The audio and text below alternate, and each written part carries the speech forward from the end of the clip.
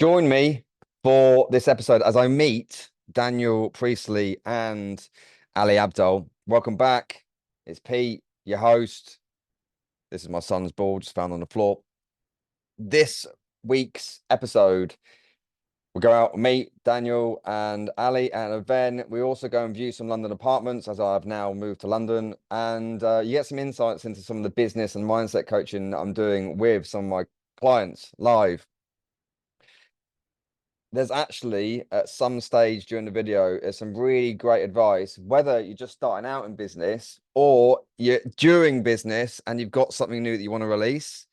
There's a couple of protocols that I talk through which you could just implement and get the business off the ground or get the product off the ground. Enjoy the episode.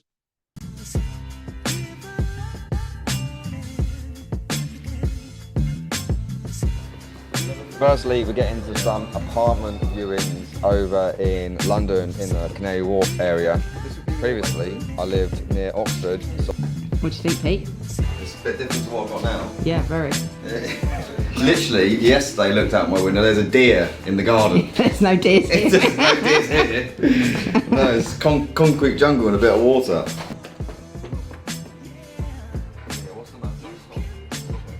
So, in London, Canary Wharf, viewing places. First one, what's your thoughts? First one, it's nice in there. It's very nice. Yeah, amazing location, amazing, beautiful building, lovely environment. Yeah, looking good so far. I have had this reluctance to move to London for a long time. I think I've just liked the solitude that I get in where I am now near Oxford. Actually, it's quite nice here, so we'll see.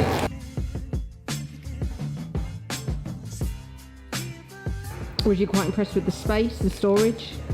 Did you feel like it could be a home potentially? Yeah, do you know what? It massively had a homely feel. There is something I am thinking about, because that was a 2-bed and it's a nice space in there. But I was also thinking, if I'm able to get like a bigger living room area, I could host masterminds there. I could host like micro meetups. The building having spaces like this is cool, because then it's like, can I actually host meetups there? It's also a bit of a business thing as well. What I noticed about the places in London is a lot of these apartment blocks have this like concierge lifestyle amenities. They've got gyms in the building, they've got event spaces in the building, they've got cinemas, they have concierge, like everything is looked after for you. They build these buildings so you don't really need to leave, your whole community's there, which I like.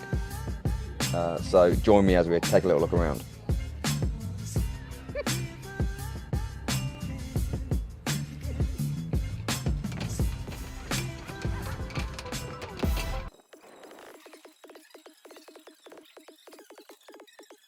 Not the typical person. I'm sure you've noticed, but I'm not the typical like yoga teacher. My everything. So I do the breath work, I do the affirmations. Oh, you do breath work? Yes. Yeah. I do like half an hour of yoga pilates, and Yeah. I do powerful meditation to connect to your child routine. So it's like a visualization. How many people are in these buildings?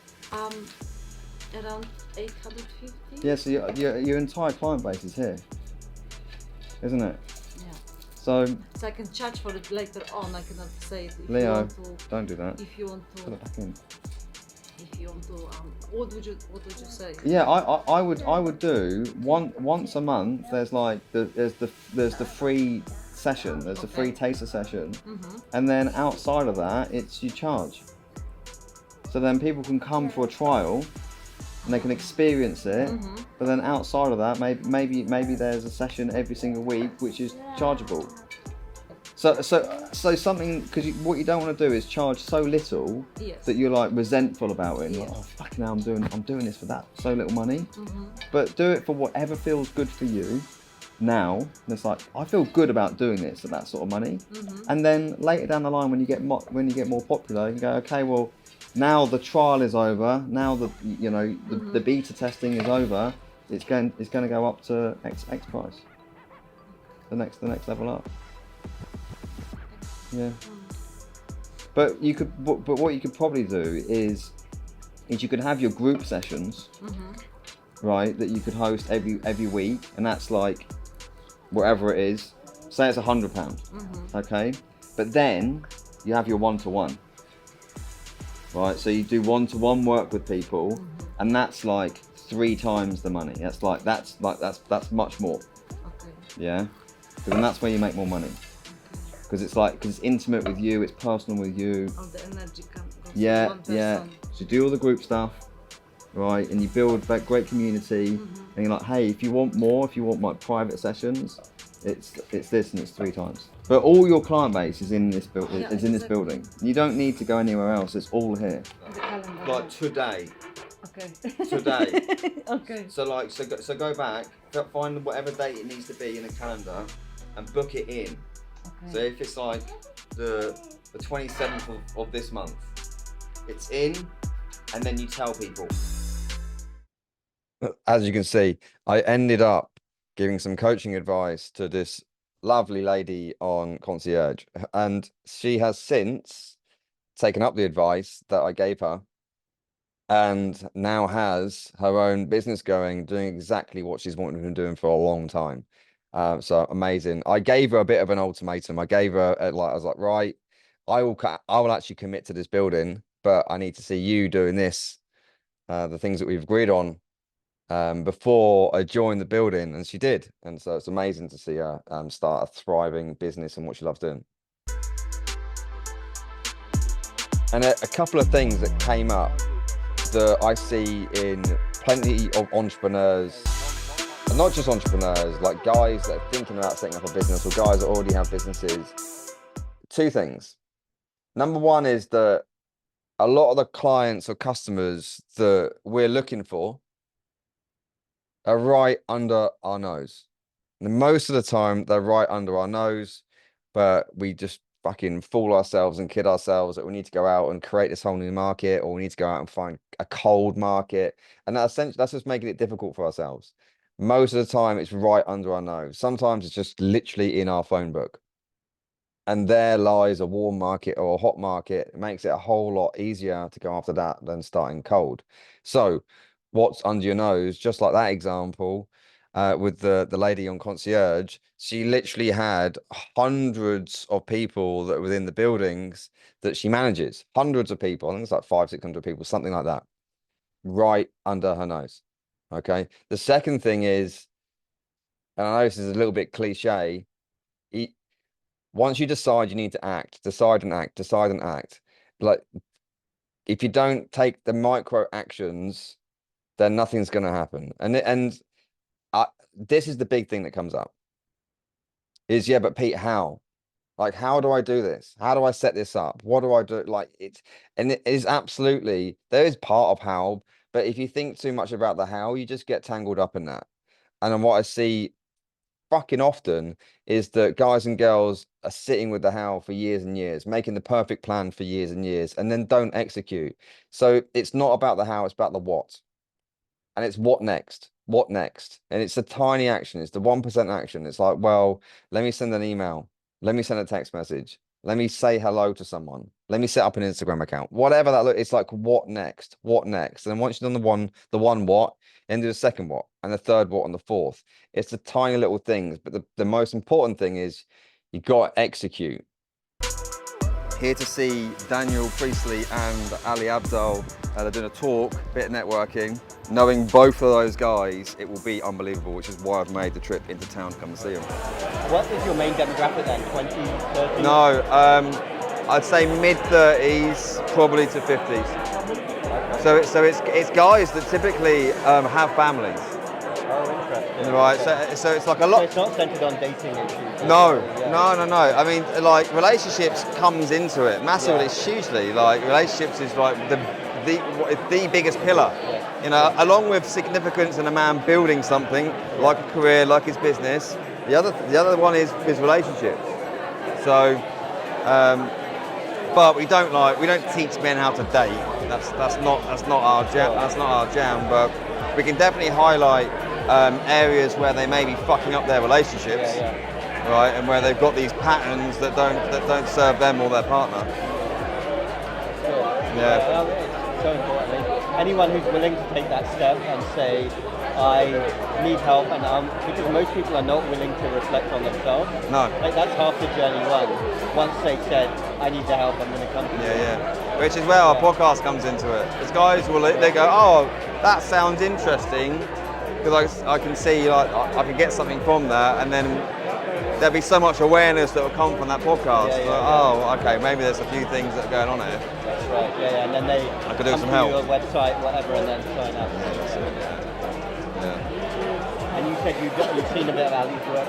I've seen some of him on YouTube. Huge. Yeah, he's got a big, like 5 million followers. I'm sure, something like that. I've seen his YouTube.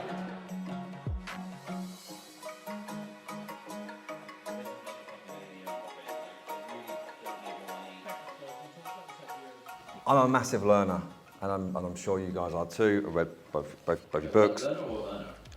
Both. One of the things I've toyed with over the last couple of years is actually, what do I need to unlearn that has fucked up my growth? So a question for both of you guys. What have you needed to unlearn over the last 3 to 5 years? Ooh, I've got a good one. My one was that in the early days, my model was move fast and break things. And it's just like, as soon as you have an idea, like, time to execution should be as close to 0 as humanly possible. Why is my team so slow? Like, come on, guys, we've got this idea, it's got to be done. All of that. And that was the initial energy that got us off the ground. Now, that is highly destructive to our business. And the thing I'm trying to unlearn move fast and break things, and instead trying to learn go slow to go fast. And we're finding that if I limit myself to only, sharing ideas with the team once every 6 weeks, once every quarter in our quarterly planning sessions, I have a Notion page called the Idea Island, where that's where I put stuff where I get the itch. I'm like, we should really switch to Salesforce. I'll put it in the Idea Island. I'll probably forget about it in 3 days' time. But in the past, I've been like, guys, come on, let's go, and then derail the entire team. So we're now go slow to go fast. Where now we review the idea. I review the idea island with Angus every week, and just to make sure that Angus has seen the stuff on there. He's like, yeah, I've seen the stuff on there. Don't worry, we got this. And then every quarter, the idea is that we review the idea island and decide what project we want to take forward. And that gives the team profound clarity and joy. And as long as I have a place to put my ideas that I trust will stay there, I then don't feel too agitated. That's an important one. I've got people on my team who are like, if I haven't heard this idea 3 times, then I'm not listening to that idea.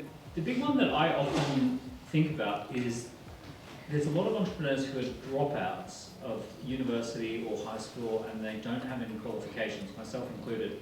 And it forces you down the path of finding overlings, not underlings. You've got to find someone who's better than you, or you've got to find someone who's got the skills that you need. And it helps to find someone who's the best person you can possibly rope in. But it forces you down the process of, I don't have the skills to do this, I need to enroll people. So the only skill you tend to then have to need is the skill of enrolling people. So the unlearning is that I'm valuable. I need to be valuable. I need to be the one who's like got all the answers and all of, I have to be the one who's seen by everyone to be, knowledgeable and skilled up and all of that sort of stuff. And then the unlearning is like, actually, I'd do better if I had the ability to surround myself with overlings, not underlings. And I'd do better if I, could just bring people together and convene them to find the answer. That would be my thought. When I got into this event, you'll see that I'm talking to a guy. As soon as I sit down and start talking to him, and tell everyone what you do, tell everyone who you are, what you're about, what's your story. Tell people. Absolutely pay a massive interest in them, but don't neglect yourself and what you do and who you help and how you do it. Absolutely tell every man and their dog about what you do. And you notice I dropped my podcast in. The podcast, The Awakened Man, is massively growing, and it's super impactful for all the guys that listen to it. I drop it in everywhere. Here's the podcast. Let me show you what it looks like. I always do that because I know that, like, if I get another guy listening to it and he shares it with another guy, helps them, the podcast grows, my world grows, their world grows. It's a complete ripple effect. But that wouldn't happen if I didn't tell everyone about what I do. You've got to get in rooms to do that. You've got to get in rooms and shake hands. Okay, so we're in the room. I don't know how many people are in that room, 500, 600 people, maybe more. There's a lot of people in the room. About 5 people stood up, asked a question. I think I was the first. You have to do these sorts of things. Stand up, ask a question. Because then that way people then see you.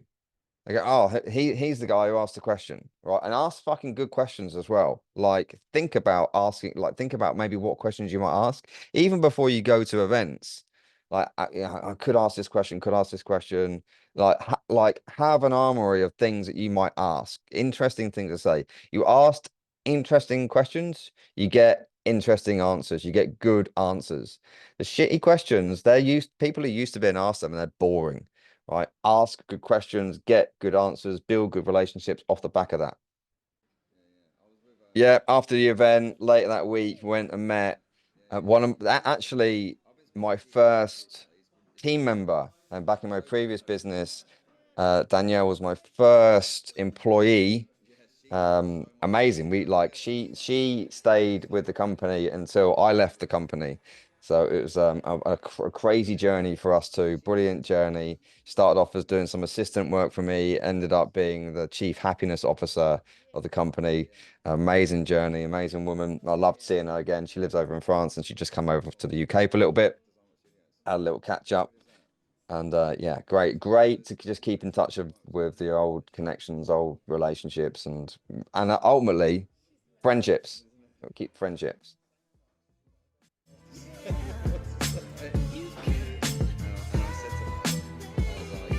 That's the inner battle. Do you live in London? Yeah, I live near Canary Wharf. Okay. So I'm going to be his neighbour and go in the cinema. This is my cinema. Yeah. Me? I love how you just straight away went using my cinema. Baby reindeer. Again. Watch it on the big screen. Again. Yeah.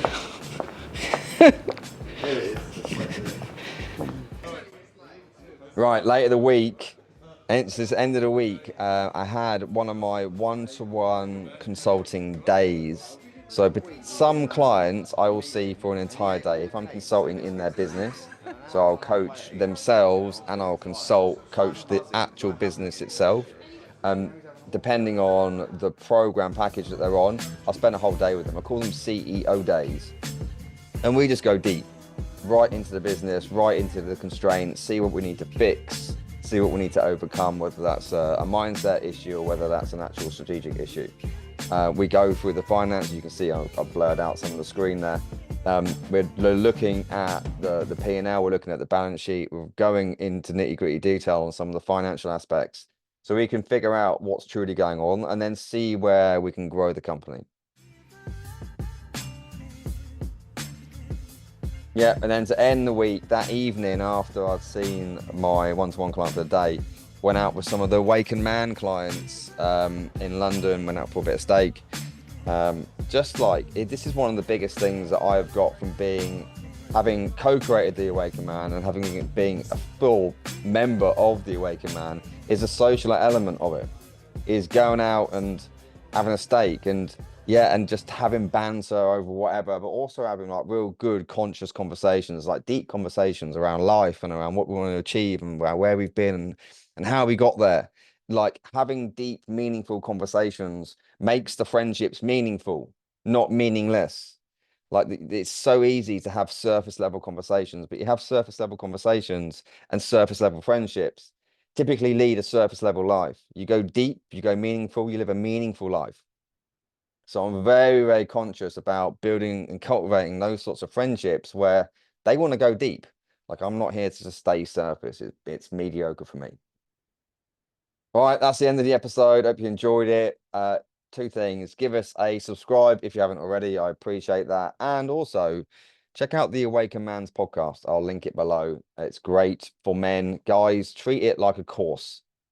There are over 100 episodes, but they'll go through it literally like a course and it's a real tool for self-development for guys.